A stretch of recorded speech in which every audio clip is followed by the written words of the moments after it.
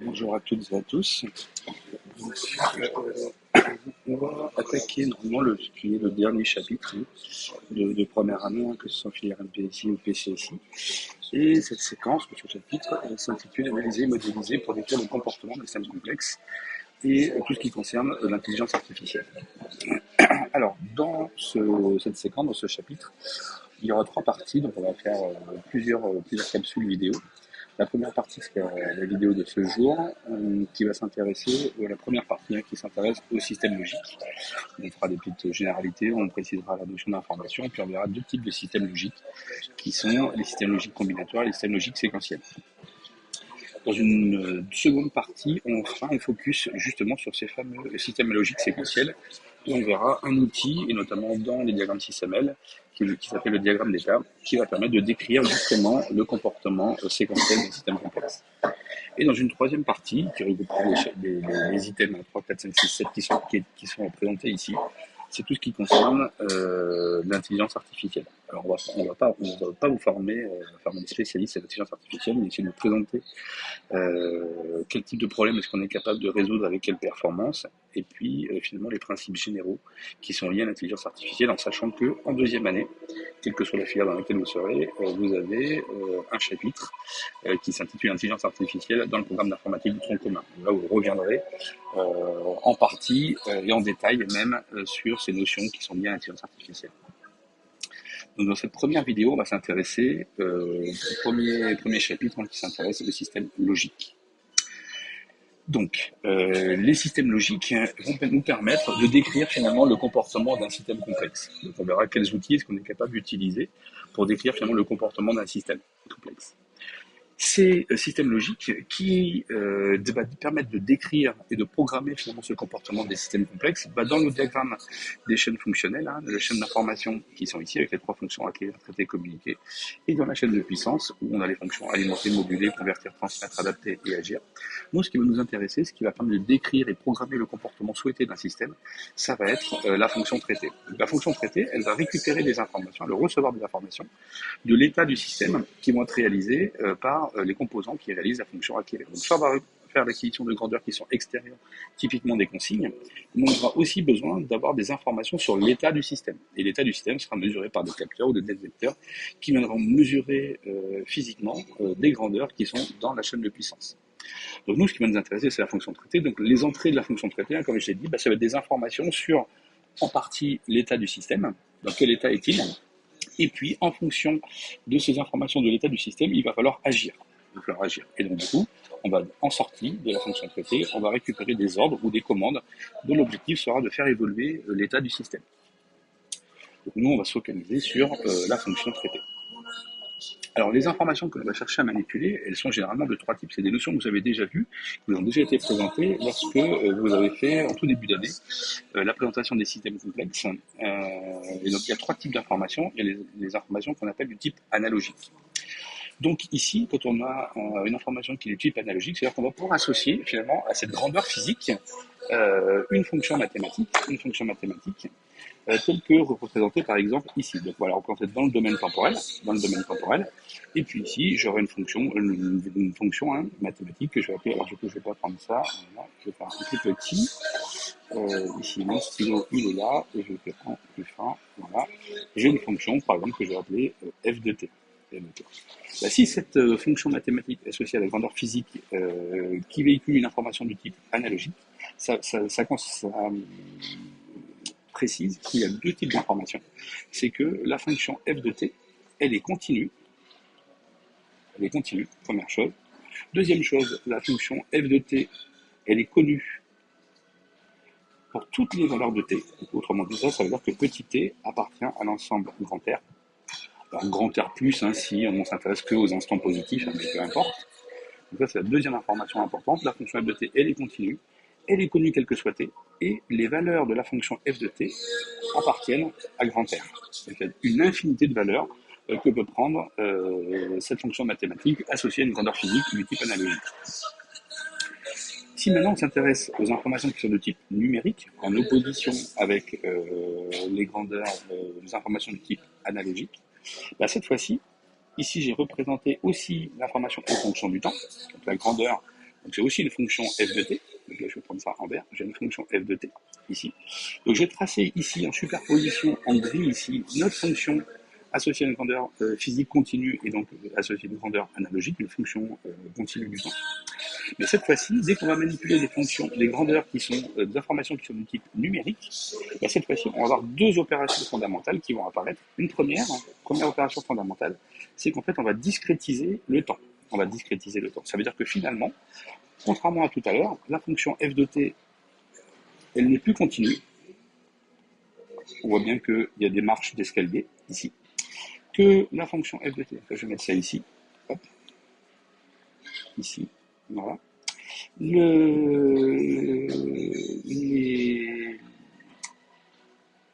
petit t n'appartient plus à grand R, mais en fait t appartient à un ensemble des instants t0, t1, etc., t2, etc. Donc on a un ensemble qui est de toute façon toujours infini, il y a toujours une infinité de valeurs de petit t, mais cette fois-ci, la valeur de f de t, elle est connue que des instants particuliers.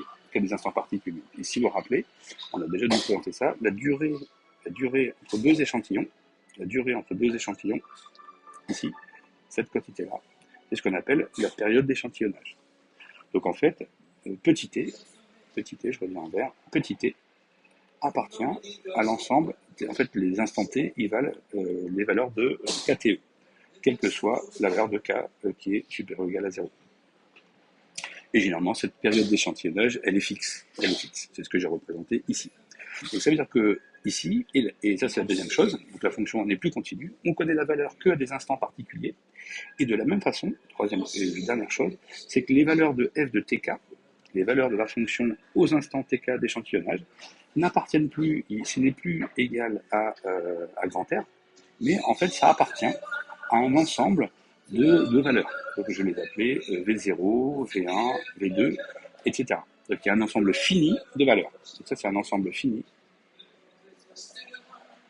de valeurs. Et donc forcément, du coup, qu'est-ce qui se passe? On va forcément commettre deux types d'erreurs. C'est-à-dire que finalement, entre deux instants d'échantillonnage, je ne sais absolument pas ce qui s'y passe. Donc du coup, si on ne sait pas ce qui s'y passe, on va dire qu'on va maintenir finalement la valeur pendant tout l'intervalle TE. Donc la valeur à l'instant TK, on va la maintenir pendant tout l'intervalle TK et TK plus 1. Ça, c'est une première chose. Donc on perd de l'information puisque entre deux instants d'échantillonnage, on ne sait absolument pas ce qui s'y passe. Et deuxième chose de perte d'information, c'est que puisque j'ai un ensemble fini de valeurs,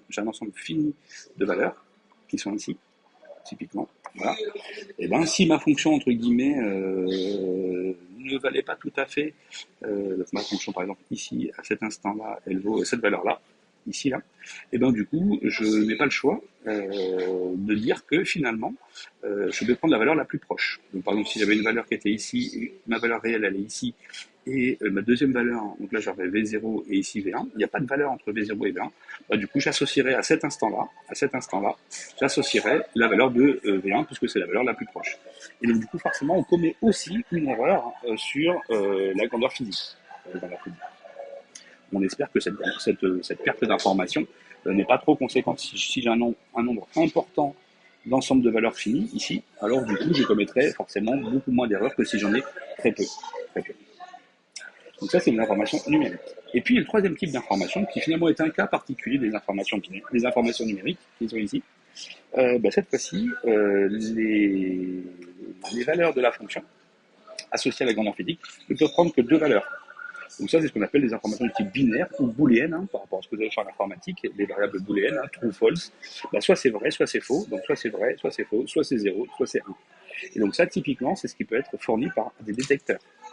Un détecteur de présence. Est-ce que y a la présence ou pas d'un objet, par exemple, d'un objet. Donc on a bien une information qu'on appelle tout ou rien, booléenne ou binaire. Donc tout ou rien, c'est Tor. Hein. C'est ça que ça signifie. Tor, c'est tout ou rien. Binaire ou booléenne, c'est les trois vocabulaires qu'on utilise pour définir ce type d'information. Alors, si on s'intéresse au système logique, en fait, ces systèmes logiques, ils vont manipuler, mobiliser uniquement des informations qui sont soit binaires, soit numériques. Alors, très principalement, elles seront binaires, mais elles pourraient être numériques. Et donc, on va commencer à faire la distinction de ces systèmes logiques pour décrire le comportement d'un système, deux familles de systèmes. Il y a les systèmes logiques que l'on appelle les systèmes logiques combinatoires. Et ça veut dire quoi? Ça veut dire qu'un signal logique en entrée d'un système, donc de la fonction traitée, hein, va conduire à un état unique du système. Parce que si, pour une combinaison des entrées, j'aurai toujours la même combinaison des sorties. Par opposition au système logique, le système logique dit séquentiel, c'est que la sortie va dépendre certes des entrées, comme pour les systèmes logiques combinatoires, mais cette fois-ci, en plus, ça va dépendre aussi de la chronologie des événements. C'est-à-dire que finalement, pour une même combinaison des entrées, la sortie ne sera pas forcément toujours la même, puisqu'elle va aussi dépendre du temps. Donc finalement, on peut représenter la fonction traitée par simplement un système logique avec une boîte, qu'ils appellent système logique, qui prend un certain nombre de grandeurs en entrée, qui sont fournies par des capteurs ou des détecteurs, et va générer en sortie un certain nombre d'ordres ou de commandes ou d'actions à faire, qui seront les sorties S0 jusqu'à Sn. Donc on n'a pas forcément le même nombre de sorties que l'on a le nombre d'entrées. Donc ici j'ai pris n plus une entrée et j'ai pris m plus une sortie. Encore une fois, c'est pas une obligation, ça peut être le même comme il ne peut pas être le même. Du coup, ces fameuses variables binaires qui valent booléennes, qui valent soit 0 ou 1, en fait on dit qu'une variable A, elle est dite binaire ou booléenne si et seulement si elle ne peut prendre que deux valeurs à chacun, qu'elle ne peut prendre que deux valeurs. Et à chaque instant, on a une seule valeur, soit 0, soit 1, deux valeurs possibles. Or, forcément, quand on a une grandeur physique, finalement, elle ne pourra pas généralement subir cette discontinuité. Elle doit passer de 0 à 1 ou de 1 à 0. Alors que finalement, si on trace la grandeur U de t en fonction du temps, bien évidemment ici je n'ai pas précisé, mais c'est le temps, ici, du coup, elle va commencer à évoluer pour passer de 0 à 1 à l'instant t0. Donc elle va commencer à évoluer, donc ici j'ai mis ça, mais en fait j'en sais trop rien, peut-être qu'elle fait ça, mais c'est pas mon problème. Et à l'instant t1, ici, elle vaut enfin la valeur de 1, qui est ici. Et en fait, qu'est-ce que l'on va faire? Nous, on va dire que cette grandeur U de t, cette information, on va la définir par une fonction A de t, qui, elle, vaut soit 0, soit 1. Et finalement, qu'est-ce que ça veut dire? C'est-à-dire qu'on va négliger, finalement, tout ce qui se passe dans le régime transitoire. On va négliger tout ce qui se passe dans le régime transitoire. Soit elle vaut 0, soit elle vaut 1. Et l'instant petit t auquel elle va passer de 0 à 1, tout ce que je sais, c'est qu'il est compris entre t0 et t1. Alors, de façon extrêmement simple, on peut très vite le comprendre. En fait, ce qu'on va faire, c'est que, par exemple, on va s'imposer un seuil. On va mettre un seuil qui est ici. Voilà. Et donc, du coup, on dira que tant que la grandeur U de t est plus petite que le seuil, alors on lui associe la valeur 0. Donc, du coup, on aura quelque chose qui sera comme ceci. Et si la grandeur U de t est plus grande que le seuil, alors on lui associera la valeur 1. Et donc, du coup, l'instant petit t qui est représenté ici, il est proposé ici. Donc, on va bien faire une hypothèse, c'est que finalement, les grandeurs physiques vont évoluer très rapidement dans le temps. Voilà, qui sont fournis par les capteurs et les détecteurs, elles évoluent très rapidement dans le temps, donc on peut négliger leur régime transitoire et simplement avoir des valeurs soit 0, soit 1. Alors, pour ce qui s'intéresse, si on s'intéresse maintenant au système logique combinatoire, on a commencé à les présenter, on a dit un système logique et dit combinatoire si à une combinaison des entrées, grand E, on a un unique état des sorties S. C'est-à-dire que finalement, notre fonction, qui va permettre de relier les grandeurs d'entrée de la fonction traitée, donc de mon système à logique combinatoire, et mes sorties S de t, je peux rappeler ça une fonction de grand F, qui donne la sortie égale une fonction de l'entrée. Par exemple, ici, j'ai représenté un signal à une seule entrée, par un système logique à une seule entrée, qui est petit e, qui vaut soit 0, soit 1, comme ça c'est des variables binaires, soit 0, soit 1. Et ici, la sortie, j'ai pris un exemple, alors je vais simplement recopier finalement l'entrée. Donc là, la sortie S de t, ma fonction, c'est la fonction unité. S de t, c'est simplement égal à E de t. Donc pour une même combinaison de l'entrée, par exemple, si je me place à cet instant-là, alors mon entrée vaut 0, et du coup ma sortie, ici, elle vaut aussi 0. Un peu plus tard, un autre instant, ici, l'entrée vaut toujours 0, et du coup ma sortie vaut toujours 0. À cet instant-là, mon entrée vaut 1, et du coup ma sortie vaut 1. Donc là, on a simplement pris une fonction extrêmement simple, qui est la fonction identité. Mais en tout cas, à une même combinaison de l'entrée, j'ai toujours la même sortie. Effectivement, si je prends un autre instant, qui est ici, à cet instant-là, je vois que l'entrée, elle est comme elle l'était ici et ici, elle est aussi égale à 0. Et parce que du coup, mon entrée est aussi égale à 0. Et à cet instant-là, ici, là, hop, mon entrée vaut 1, et du coup ma sortie vaut aussi 1, comme elle valait 1 ici, et elle valait aussi, mon entrée valait aussi 1, et du coup ma sortie valait 1. Donc, du coup on voit bien que ces deux instants-là, finalement c'est les mêmes, on a la même sortie pour la même évolution de l'entrée. Donc ça c'est ce qu'on appelle des systèmes à logique combinatoire. Pour une combinaison des valeurs d'entrée, ici des variables binaires, voire booléennes, j'ai exactement, et j'aurai toujours la même combinaison de la sortie associée. Donc, du coup, pour un système qui a plusieurs entrées, E0 et EN, et plusieurs sorties S0 à SM, qu'est-ce qu'on va pouvoir faire? Du coup, on va pouvoir définir, pour la sortie S0, on va pouvoir définir une fonction que je vais appeler F0, qui est une fonction qui dépend de toutes les entrées, les N plus 1 entrées qui sont ici. Et puis je pourrais faire la même chose pour la sortie SJ, je pourrais définir une fonction FJ qui relie la sortie SJ à ses différentes entrées, à toute ou partie de ces entrées. C'est pas forcément une obligation qu'une sortie ne dépend qui ne dépend de toutes les variables d'entrée. Ça peut être qu'une partie de ces variables d'entrée. Et donc du coup, cette fonction de grand F ici qui relie la sortie à l'entrée, de façon macroscopique, hein, avec S, la liste entre guillemets des sorties de S0 jusqu'à SM, et de mon entrée, je peux pouvoir définir une fonction de grand F qui finalement est plein de petites sous-fonctions F0, F1 jusqu'à Fm. Et cette fonction, grand F, c'est ce qu'on appelle la fonction logique qui va permettre de décrire le comportement du système. Les fonctions habituelles que l'on va manipuler dans ces fonctions logiques, qu'on va manipuler pour décrire le comportement d'un système, il y en a trois. Alors il y en a plus que ça, mais finalement, avec ces trois fonctions, on peut tout faire. La première fonction logique, c'est la fonction OU. Donc ici, ça veut dire que ma sortie, je cherche à relier ma sortie, S de t, qui est égale à une fonction de l'entrée, E de t. Mes entrées, ici, là, je considère que j'en ai deux, une que j'appelle A et une que j'appelle B. Et A et B sont des variables binaires. Donc elles ne peuvent prendre que deux valeurs, soit 0 ou 1. Puisque j'ai deux variables binaires qui valent soit respectivement soit 0, soit 1, je m'aperçois que je peux tracer un tableau qui va donner toutes les combinaisons possibles des variables A et B. Et donc du coup, puisque la variable A, elle vaut soit 0, soit 1, et la variable B vaut aussi soit 0, soit 1. Donc du coup, je retrouve bien quatre combinaisons possibles. 0, 0, donc A vaut 0, B vaut 0, A vaut 0, B vaut 1, A vaut 1, B vaut 0, et A et B valent tous les deux 1. Si on s'intéresse à la fonction OU, que l'on note en binaire quand on donne les fonctions logiques, c'est le symbole plus. Donc le symbole plus permet de faire un OU logique entre deux entrées, en l'occurrence A et B. C'est-à-dire que ma fonction S égale f de t s'écrirait S égale à A plus B, et le plus se lisant OU en fonction logique. Cette fonction OU, c'est une évidence, hein, il faut que la sortie vaudra 1 quand soit A soit B valent 1. Et le OU, c'est bien un OU inclusif, hein, parce que du coup, si mes deux entrées valent 0, du coup ma sortie vaut 0. Si une des deux entrées vaut 1, donc c'est ces deux lignes qui sont ici, ma sortie vaut aussi 1. Et puis, si mes deux entrées valent 1, puisque c'est un OU inclusif, je aussi un 1. Donc ce tableau ici, on répertorie finalement toutes les combinaisons possibles des entrées, et on donne la valeur de la sortie de mon système, ce qu'il doit faire. C'est ma sortie, mon unique sortie.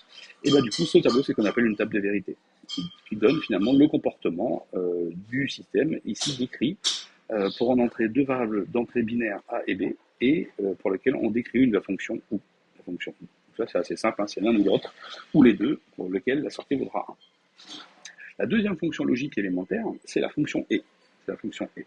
Donc ici, ma sortie, qui est unique, hein, toujours avec mes deux variables binaires A et B. Donc le E, ici, contrairement au OU, il est représenté par un point. Du coup, je retrouve dans ma table de vérité ici les quatre combinaisons possibles des variables A et B. 0, 0, 0, 1, 1, 0, 1, 1. Et comme c'est une fonction E, du coup, il faut l'un et l'autre qui valent 1 pour que, enfin, ma sortie vale 1. Donc, du coup, pour toutes les combinaisons où l'une des deux variables au moins vaut 0, c'est-à-dire ces trois lignes-là, ma sortie vaut 0. Et donc, là, pour la fonction E, c'est bien A et B. C'est là où j'ai un 1, ma sortie vaut 1 si les deux variables A et B sont égales à 1. C'est très logique, hein. On est très habitué à faire cela. Et la troisième fonction élémentaire, c'est la fonction non. Donc du coup, la fonction non d'une variable binaire que j'ai appelée ici A. Du coup, qu'est-ce qui se passe Puisque si ma variable A vaut 0, et ma fonction que j'étudie, c'est la fonction nom. Autrement dit, ce n'est pas ma sortie, ce n'est pas la valeur associée à 0. Ce n'est pas la valeur associée à A. Donc si je m'intéresse à A qui vaut 0, ce n'est pas 0, et comme j'ai que deux valeurs possibles, puisque c'est des valeurs binaires, si ce n'est pas 0, ça ne peut être que 1. Donc ma sortie ici, S vaut 1, c'est le complémentaire de la fonction nom de la variable A. Et si A vaut 1, bah forcément ma sortie S, ce n'est pas 1, et comme c'est pas 1 et qu'il n'y a que deux valeurs possibles, c'est forcément 0. Et donc ça, c'est ce qu'on appelle la fonction nom, ou la fonction complémentaire d'une variable binaire, en l'occurrence A ici, et qui se note A avec une barre au-dessus. Donc là, ça se lit, la sortie est égale à A bar, c'est-à-dire le complémentaire ou la fonction nom de la variable binaire A. Donc avec ces trois fonctions, la fonction OU, la fonction et la fonction nom, bah finalement on peut faire toutes les fonctions logiques et on peut décrire le comportement de n'importe quel système à logique combinatoire. Donc petit exercice, prenons un système qui a trois entrées. Un système, pardon, hop, voilà, hop, je vais repart ici, allez, hop, il y a décidément, hop, voilà. Un système qui a trois entrées, ici. Les trois entrées sont E0, E1, E2.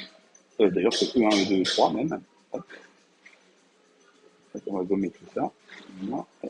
Un système qui a trois entrées. E1, E2, E3. C'est un système logique combinatoire. Et j'ai deux sorties qui sont les sorties respectivement, qui s'appellent S1 et S2.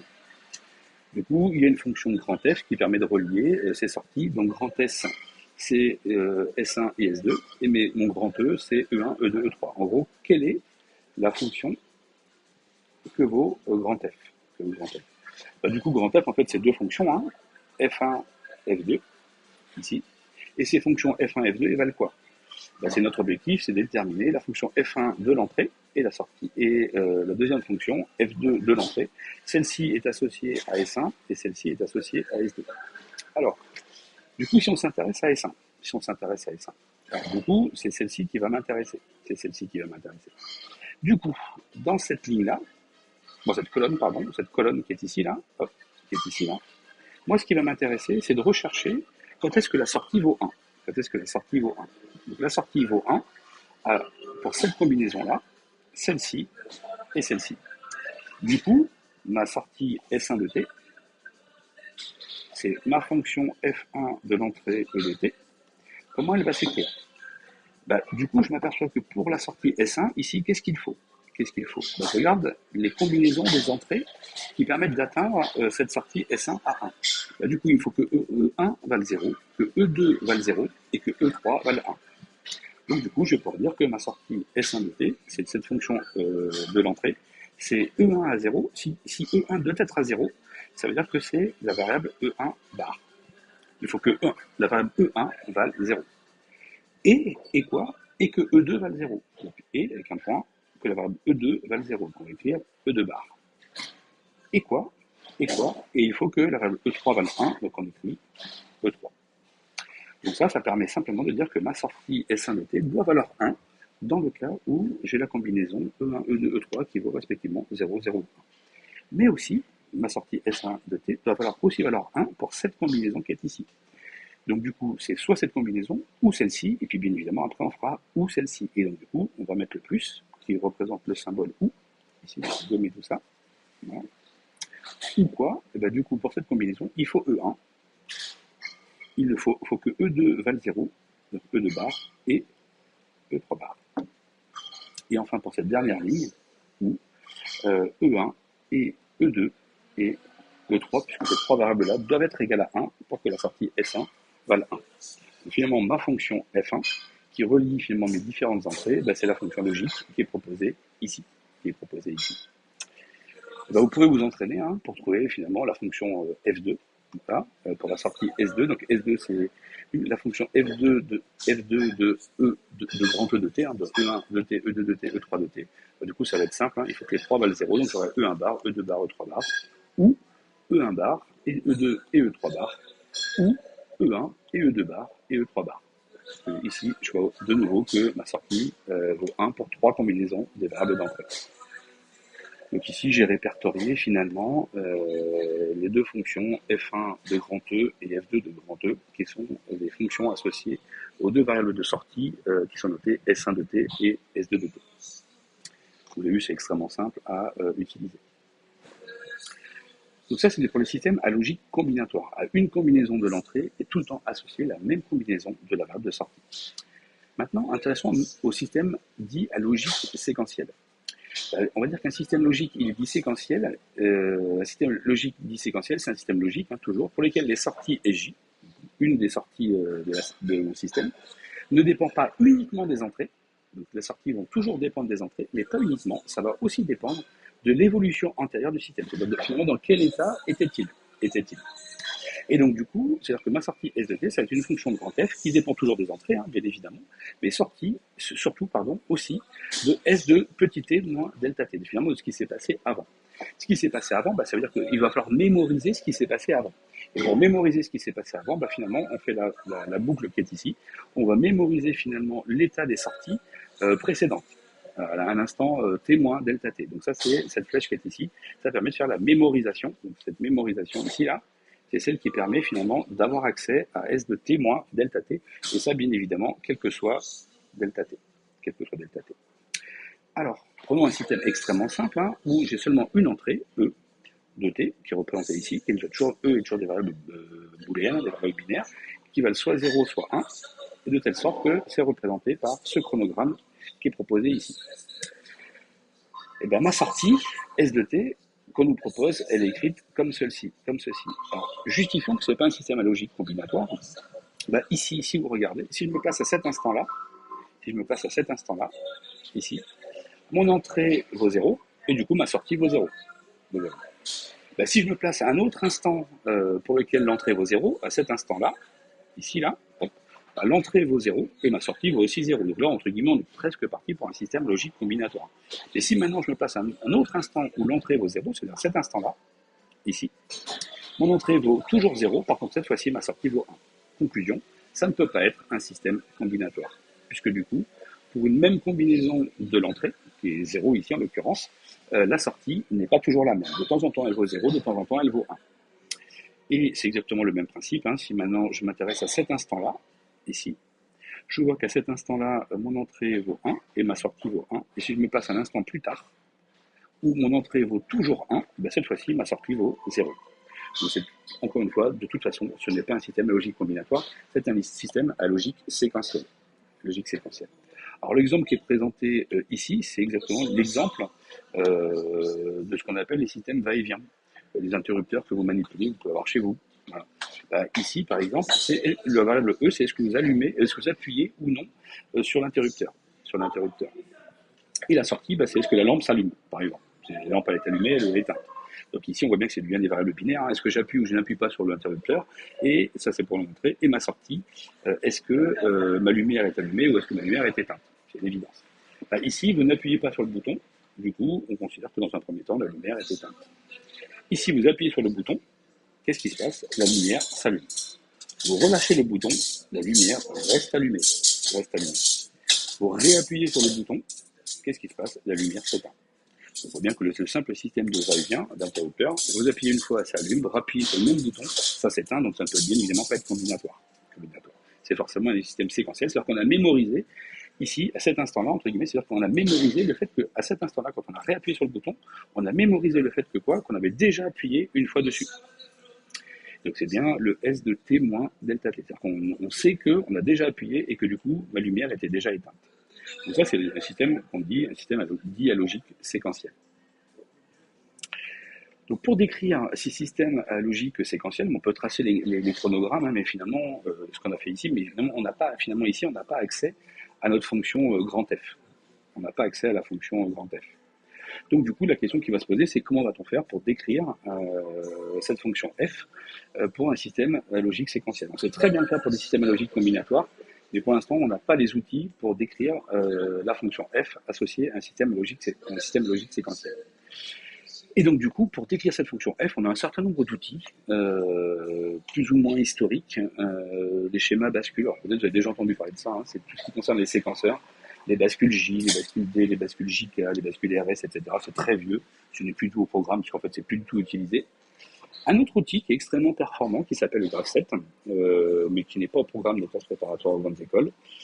Un autre outil qui est de plus en plus utilisé, qui s'appelle les réseaux de Petri, qui est beaucoup plus puissant. En fait, on peut faire bien plus de choses avec les réseaux de Petri qu'on ne peut en faire pour les systèmes logiques séquentiels, mais ça fonctionne, mais c'est pas programme non plus. Par contre, l'outil qui va permettre de décrire le comportement de notre système, c'est finalement cette fonction f. Celui qui autoprogramme les classes préparatoires conséquences, c'est ce qu'on appelle le ou les diagrammes d'état. Et puis il y en a d'autres, il y en a d'autres, c'est celui qu'on va développer dans la vidéo suivante. Maintenant, on va faire un focus uniquement sur le système biologique séquentiel et on va voir comment on va faire pour décrire le comportement d'un système par un diagramme d'état pour les systèmes logiques séquentiels. Et ça sera pour la vidéo suivante. Voilà.